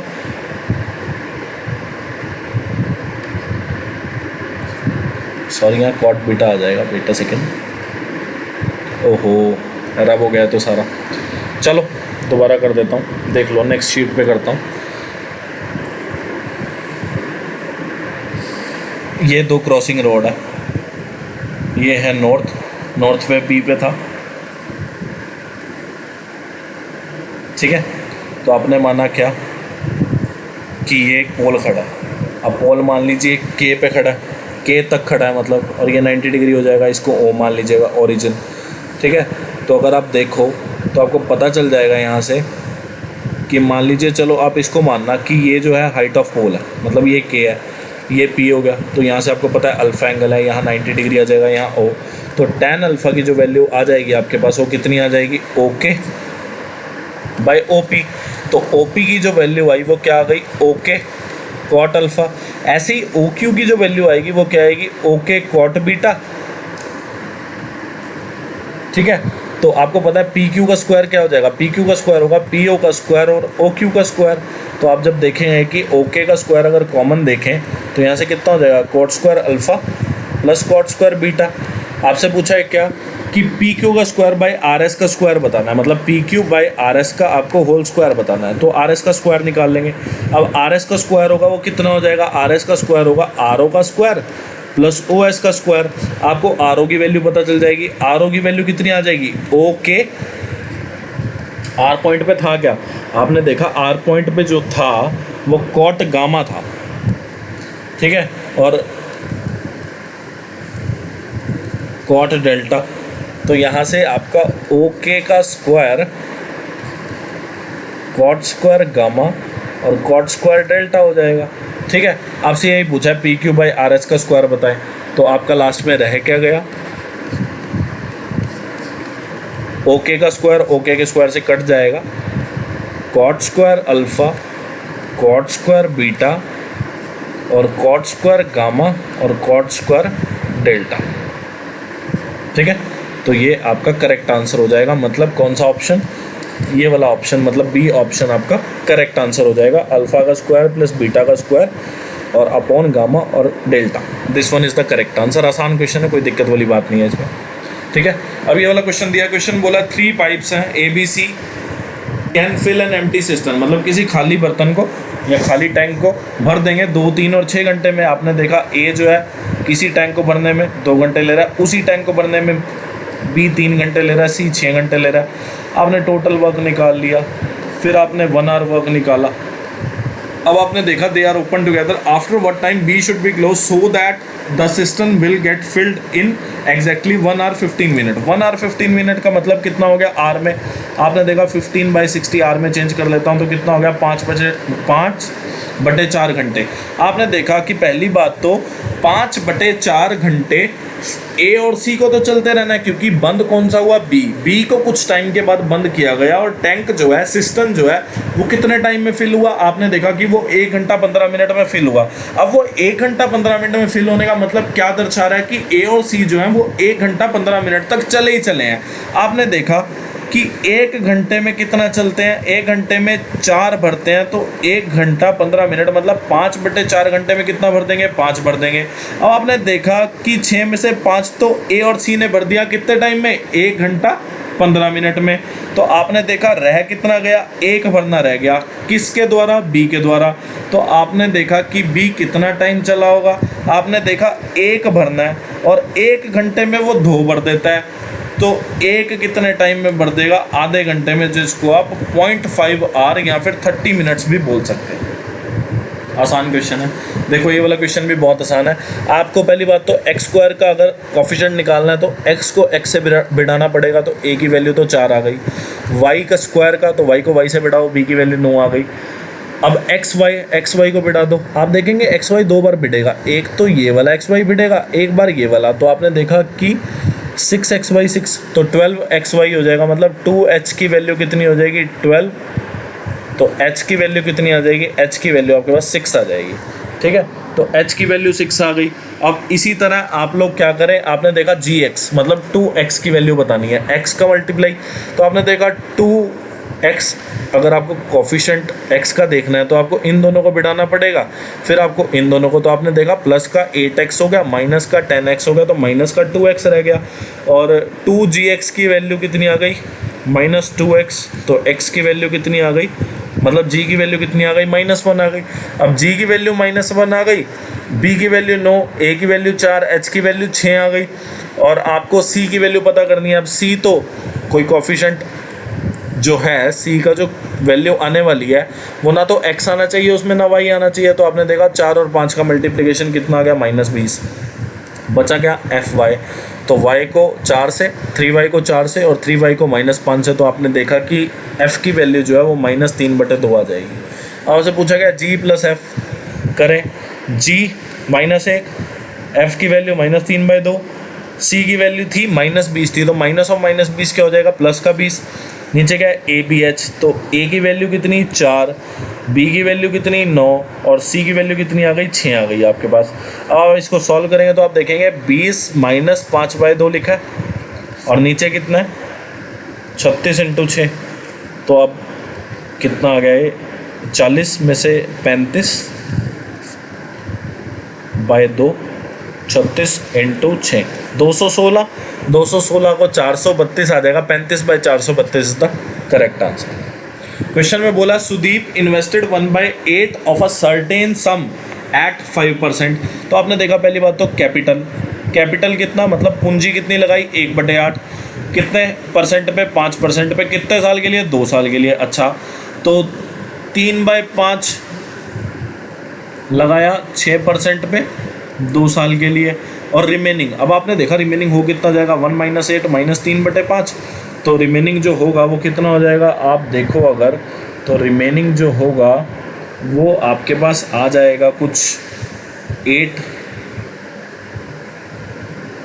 5 = 40, -24 -5, तो 11/40 आ जाएगा। मतलब 11/40 जो है वो कितने पे, 10% पे, कितने साल के लिए, 2 साल के लिए। अब आपने देखा कि तीनों 2 साल के लिए हैं, मतलब 2 साल का इंटरेस्ट रेट तीनों पे इतना है, तो आप 1 साल का निकाल के भी बात कर सकते थे वैसे तो, पर कोई ज़रूरत नहीं है, आप लोग ऐसे ही सॉल्व करें इसको। ठीक है, अब आप एक काम करें, आप ना 8, 5 और 40, आप क्या करें, 8, 5, 40 का एलसीएम कितना, 40, तो आप टोटल सम को आप 40 लेट कर लें। आपने सम को 40 लेट किया तो आपने देखा कि सम जो है वो कितना आ जाएगा, 1/8 40 का कितना, 5 आ गया, 3/5 कितना आ जाएगा, 40 का 24 आ जाएगा, बचा कितना, 11।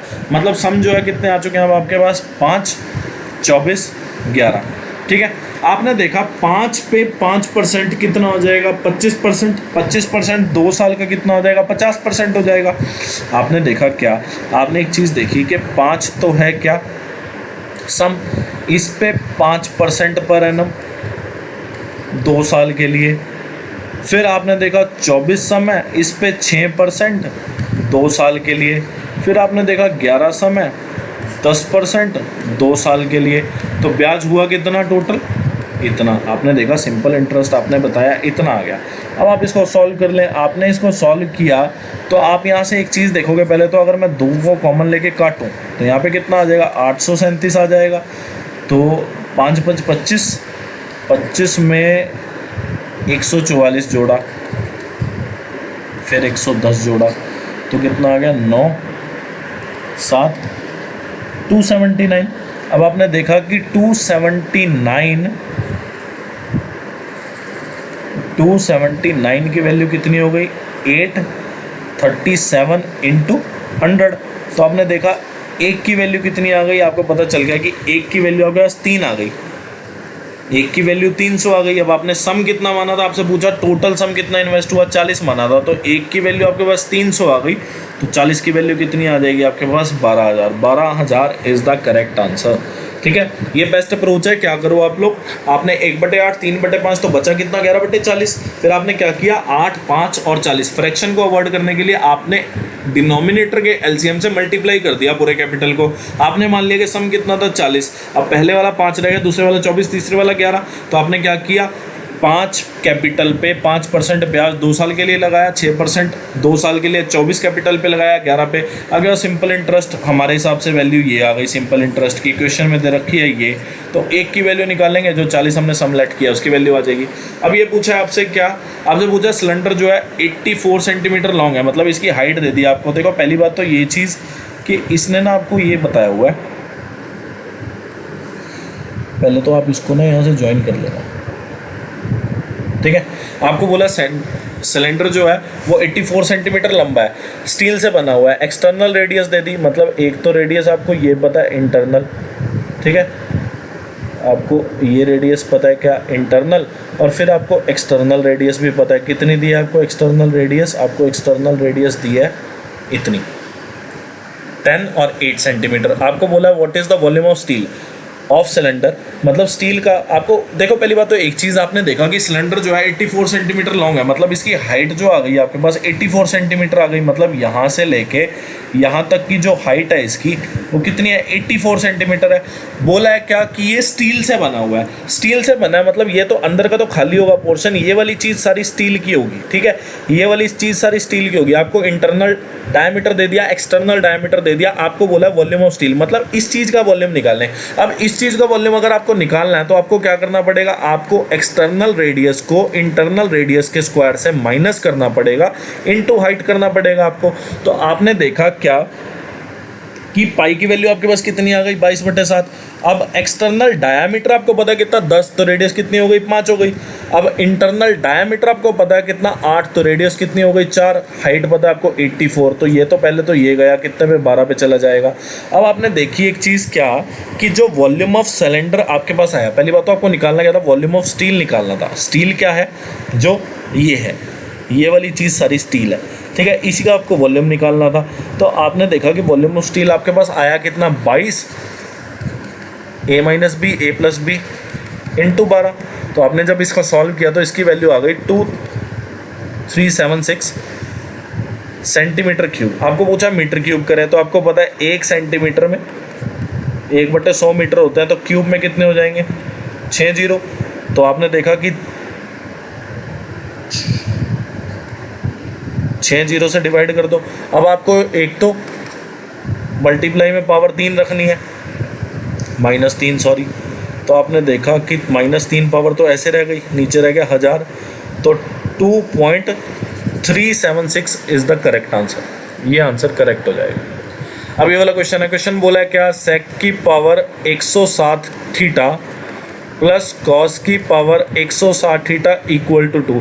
पहली बात तो एक चीज़ क्या, एक चीज़ ये है कि कॉस की जो वैल्यू आ सकती है ना, मैक्सिमम वैल्यू 1 हो सकती है। मैक्सिमम वैल्यू 1 कब होगी, जब थीटा 0 डिग्री है। अब थीटा 0 यहाँ पे है, तो यहाँ पे भी थीटा 0 डिग्री होगा, तभी यहाँ पे सेक 0 की वैल्यू कितनी आई है 1। अब 1 की पावर आप कितनी कर दो, आपको पता है वैल्यू कितनी रहने वाली है 1 रहने वाली है, और 1 और 1 को जोड़ के कितना आ गया 2, तो आपको पता चल गया कि थीटा की वैल्यू यहाँ पे कितनी हो गई 0। अब यहाँ पे पुट करो सेक 0 कॉस 0, 1 और 1, हाँ कितना जाएगा फाइनली 2 आ जाएगा। अब ये वाला क्वेश्चन है सिंप्लीफिकेशन का, आप लोग खुद करना, ठीक है, डाउट आए पूछ लेना। क्वेश्चन में बोला है आई परचेज्ड इतना, आपने देखा 100 किलो चाय परचेज करी और सेल करी इतने प्रॉफिट पे कि जितना उसने 40 किलो पे किया, आप मान लो कि 100 किलो पे ना उसने 100 पे किया, तो आपने देखा 100 किलो पे उसने 100 पे किया और आपको बोला है क्या कि प्रॉफिट उसको इतना हुआ है जितना उसने 40 किलो का पे किया। तो आपने देखा 100 किलो का 100 रुपये, तो 40 किलो का कितना, 40 रुपये आपके प्रॉफिट की वैल्यू आ गई। अब प्रॉफिट बाय CP इंटू 100, तो आपको पता चल गया क्या कि 40% प्रॉफिट हुआ उसका। क्वेश्चन बोला है while tabulation of marks scored in an examination by the students of a class, by mistake the marks scored by one student got recorded as 93 in place of 63 and thereby the average mark increase by इतना, what was the number of student. देखो बहुत आसान तरीका आपको बताऊं, बहुत आसान तरीका इसका क्या है, इसका बहुत आसान तरीका ये है कि आपने देखा कि टोटल में कितने का फर्क पा दिया, टोटल में फर्क पा दिया 30 का, मतलब 30 जो है वो ज़्यादा मार्क्स उन्होंने ऐड कर दिए, मतलब आपने देखा 63 थे कर दिए 93, मतलब 30 मार्क्स ज़्यादा ऐड कर दिए। आपने देखा क्या कि 63 मार्क्स थे कर दिए कितने, 93, तो आपने देखा 30 मार्क्स उसके ऐड कर दिए। उसकी वजह से क्या हुआ, उसकी वजह से 0.5 जो है एवरेज बढ़ गया। तो 30 को 0.5 से डिवाइड करो, 60 आ जाएगा और 60 जो है नंबर ऑफ स्टूडेंट्स आ जाएगा। क्यों आया, आप देखो एक चीज़ आपको पता है, टोटल बाय नंबर, मतलब total sum by number of items आपका क्या होता है, एवरेज होता है। तो आपने क्या किया, टोटल जो कि 30 बढ़ा था इसको एवरेज से आपने डिवाइड कर दिया, कितनी बड़ी थी 0.5, तो आपका नंबर आ जाएगा। इससे छोटा कोई बता दे फिर बता देना, ठीक है। आपने देखा क्या कि 40,000 प्रिंसिपल लिख दो, सबको पता होगा ये फॉर्मूला, 2 साल की बात हो रही है, ठीक है। अब आपको पता है 441 का अगर मैं अंडर रूट करूँ तो कितना आ जाएगा, 21 बाई 20, 400 का किया मैंने, क्या किया मैंने 441 बाई 400 लिख के इसका अंडर रूट कर दिया। तो आपने देखा एक अगर इधर चला गया तो 21 माइनस 20 बाई 20 कितना, 1 बाई 20, R बाई 100 हो जाएगा 1 बाई 20, तो R की वैल्यू जो है वो 5% हो जाएगी। क्वेश्चन में बोला था स्पीड ऑफ 2 रेलवे इंजन्स, देखो स्पीड का रेशियो ये आ गया कितना, 5:4। आपको बोला है क्या, if they move on the parallel track in the same direction, मतलब दोनों सेम डायरेक्शन में जा रहे हैं। If the slower engine is ahead of the faster engine by 8 kilometre when the latter starts, मतलब स्लोअर इंजन जो है वो 8 किलोमीटर आगे है, किससे, इससे है, बाद वाले से। बाद वाला है कौन, फास्टर। तो आपने देखा then how far will be the faster engine have to travel before it overtakes the slower one. देखो पहली चीज़ तो ये आपको एक चीज़ पता लगी, क्या स्पीड का रेशियो ये है, मतलब ये फास्टर है ये स्लोअर है। अब आपको एक और चीज़ पता लगनी चाहिए, क्या कि टाइम यहाँ कांस्टेंट है, मतलब टाइम कांस्टेंट क्यों है, आपने देखा कि पहले स्लोअर वाला आगे खड़ा था, फास्टर वाला पीछे था, दोनों सेम टाइम पे शुरू हुए और सेम टाइम पे इसने इसको क्रॉस किया। मतलब जब फास्टर ने स्लोअर को क्रॉस किया, जब फास्टर ने स्लोअर को क्रॉस किया तब दोनों का टाइम ऑफ ट्रैवलिंग सेम था, मतलब सेम टाइम पे ट्रैवल किया, सेम टाइम पे स्टार्ट किया ट्रैवल करना, सेम टाइम पे स्टार्ट किया ट्रैवल करना, और सेम टाइम पे ही जितना टाइम फास्टर ने चला था उतना ही स्लोअर ने चला जब उसको ओवरटेक किया गया, किसको, स्लोअर को। तो आपने एक चीज़ देखी कि टाइम तो हो गया कांस्टेंट, मतलब दोनों सेम टाइम ट्रैवलिंग है, दोनों की टाइम ऑफ ट्रैवलिंग जो है सेम है, तो डिस्टेंस जो है डायरेक्टली प्रोपोर्शनल स्पीड हो जाएगा। आपने देखा कि डिस्टेंस जो है कितना है, आपने देखा 5 और 4, मतलब जो इसने फास्टर ने ट्रैवल किया वो कितना ट्रैवल किया, 5, जो स्लोअर ने किया कितना ट्रैवल किया, 4। आपने देखा कि डिफरेंस कितना, 1 का। और आपने देखा कि जब क्रॉस कर रहे हैं ना तो दोनों एक ही पॉइंट पे हैं, तो आपने देखा कि स्टार्टिंग पॉइंट में फ़र्क आ गया, कितना स्टार्टिंग पॉइंट में, कि अगर इसने 5 ट्रैवल किया तो इसने 4। आपने देखा ये इससे 1 आगे खड़ा होगा, 1 आगे हमारे हिसाब से खड़ा, क्वेश्चन में कितना आगे खड़ा है, 8 किलोमीटर। आपसे पूछा गया है कि कितना डिस्टेंस फास्टर ने ट्रैवल किया जब उसको ओवरटेक किया। आपने देखा फास्टर की वैल्यू है कितनी, 5 का मतलब 40 किलोमीटर। इससे आसान कोई बता दे तो बता दो, ठीक है।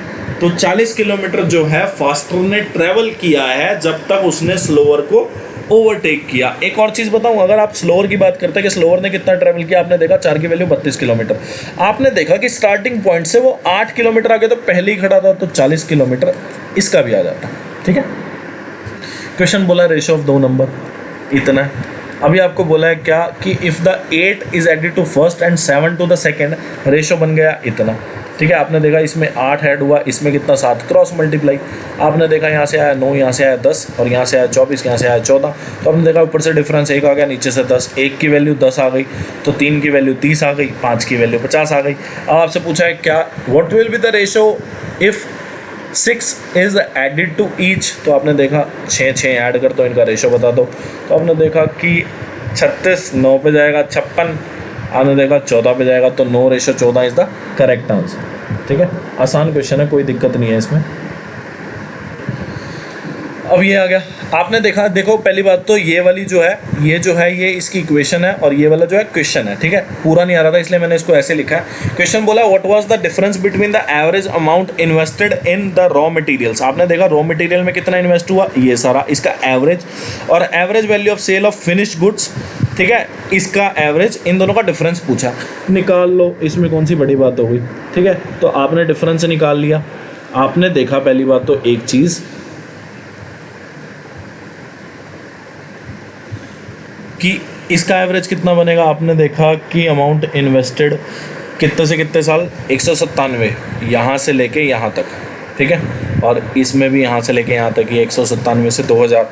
तो आपने देखा इसका एवरेज कितना हो गया, 375 में 330 और 525 और 420 अगर मैं जोड़ूँ तो लास्ट में कुछ 1650 आ जाएगा।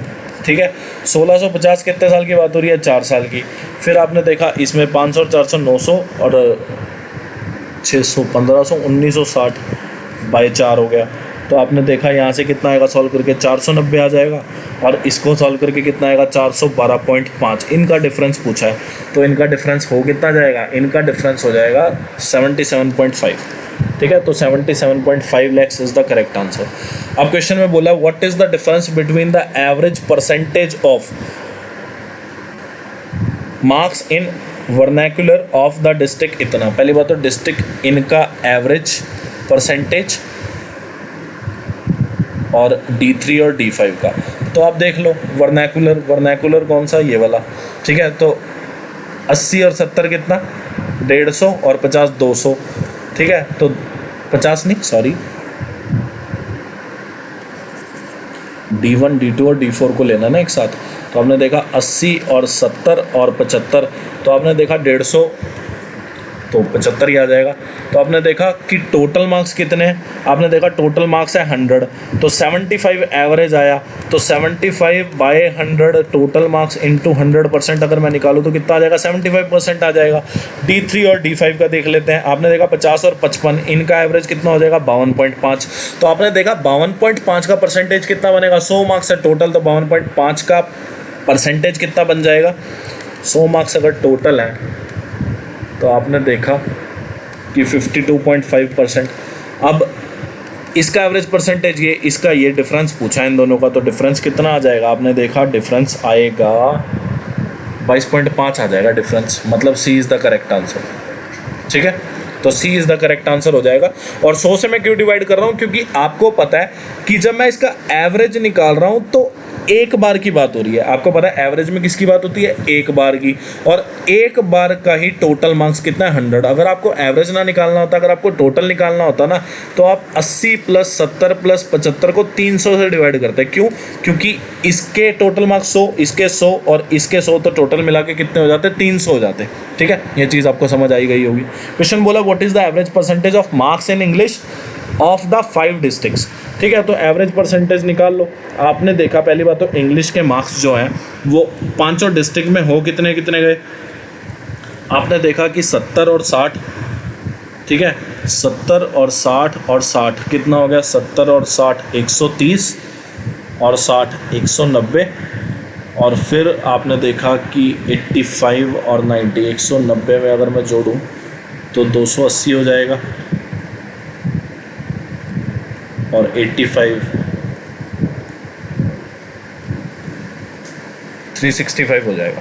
ठीक है, तो आपने देखा 365 तो टोटल मार्क्स हो गए इंग्लिश में 5 डिस्ट्रिक्ट में। अब इसका एवरेज कितना आ जाएगा, इसका एवरेज आ जाएगा 73, और एवरेज में आपको पता है 1 साल की बात हो रही है, तो 1 साल की नहीं, सॉरी, 1 डिस्ट्रिक्ट की बात हो रही है, तो 1 डिस्ट्रिक्ट में इंग्लिश के टोटल मार्क्स हैं कितने, 100। 73% is the correct answer. Question बोला है how many players scored more than 30.5 on average. तो आपने देखा कि 30.5 से ज़्यादा किसने स्कोर किया, 12 और 16, 28 4 32 और 2 34। अब ये वाला क्वेश्चन आ गया, what is the overall average score of 50 players. देखो ये क्वेश्चन डैम इंपॉर्टेंट है, ठीक है, डैम इंपॉर्टेंट है ये क्वेश्चन। अगर आप नहीं करोगे तो आपको पछतावा होगा। ये क्वेश्चन डैम इंपॉर्टेंट है और अगर आ गया तो आपसे सही नहीं होगा, इस बात की मेरी गारंटी है, ठीक है। तो ध्यान से देखना है वाला क्वेश्चन में बोला है क्या कि ओवरऑल एवरेज स्कोर बताइए 50 प्लेयर्स का। पहली बात तो आपको पता है कि टोटल मिला के जो है इन सब का अगर मैं एडिशन करूं तो ये टोटल 50 है। तो आपसे इन्हीं का एवरेज स्कोर पूछा है। एवरेज स्कोर निकालने का तरीका क्या है, एक सेकेंड पानी पी लो।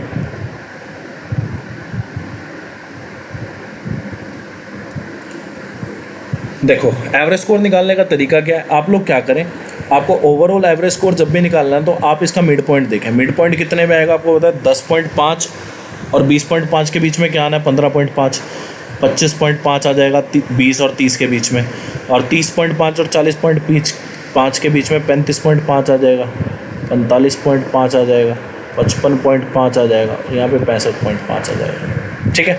अब आपने देखा कि 15.5 पे कितने बच्चे हैं, 6। आपने क्या किया, इसका ना एवरेज ले लिया। अगर आप इसका एवरेज लोगे तो आप देखोगे कितना, 10.5 में अगर 20.5 जोड़ोगे तो 31 आ जाएगा बटे 2। तो आपने देखा एवरेज कितना हो गया, इतना, मतलब 6 बच्चों ने एवरेज इतना स्कोर किया। तो आपने देखा टोटल कितना 6 बच्चों ने स्कोर किया, इतना किया। फिर 10 बच्चों ने इतना स्कोर किया टोटल, और फिर 12 बच्चों ने कितना स्कोर किया, आपने देखा 12 बच्चों ने इतना स्कोर किया, 35.5 इंटू 12। फिर आपने देखा 16 बच्चों ने 45.5 एवरेज स्कोर किया, तो टोटल कैसे आएगा मल्टीप्लाई करके, 4 बच्चों ने 55.5 किया और 65.5 2 बच्चों ने किया। अब आप इसको सॉल्व कर लें तो आपने देखा कि जब मैं इसको सॉल्व करूँगा तो 93 प्लस 255 और 12 पंजे 60, 60 6 और इधर आ जाएगा कितना, 626 हो जाएगा, ठीक है। 16 728 आ जाएगा, ठीक है। तो 55 222 आ जाएगा, 131 आ जाएगा, ठीक है। अब ये क्या आ गया आपके पास, ये जो है ये टोटल स्कोर आ गया इन सभी 50 बच्चों का, इनका एवरेज पूछा है। तो एवरेज करने के लिए आपको क्या करना है, डिवाइड बाय 50 आप कर दोगे। अगर आपको ओवरऑल स्कोर बताना होता कि ओवरऑल स्कोर बताइए 50 स्टूडेंट्स का, तो आपका ये आ जाता। अभी आपसे एवरेज पूछा है कि overall average score of 50 players, तो आपका ऐसे आएगा। आप इसको सॉल्व करेंगे तो 1855 बाय 50 आ जाएगा आपका, जिसकी वैल्यू कितनी हो जाएगी, 37.1। अब क्वेश्चन बोला है which class of boundaries does the frequency of 10 correspond to. ये पूछा है कि 10 जो है वो किस क्लास में, आपने देखा 20.5 से 30.5 में। This one is the correct answer. Question में बोला what is the central angle nearest to 0.1 degree of the sector corresponding to the sales from the showroom C. C का आपने बताना है, आपको पता है टोटल होता है 360 डिग्री। अब इसका 14% बताना है। तो पहली बात तो आपका जो होगा यूनिट डिजिट 4 आने वाला है, तो 50.4 ऑटोमेटिकली करेक्ट आंसर है, ठीक है। और अगर किसी को सॉल्व भी करना है तो आप देख सकते हैं कि 36 को जब आप 14 से मल्टीप्लाई करोगे तो आपका 504 आना है। अब लास्ट है what is the total number of car sold from showrooms B and D. आपने देखा बी ने इतना बेचा, डी ने इतना, तो टोटल कितना बिक गया, 22 में 9 जोड़ा तो 31% बिका। अब 31% किसका, टोटल कार जो बिकी है वो कितनी बिकी है, 5000। तो आपने देखा कि 2 जीरो गई, 1550 आ जाएगा, ठीक है। तो ये करेक्ट आंसर।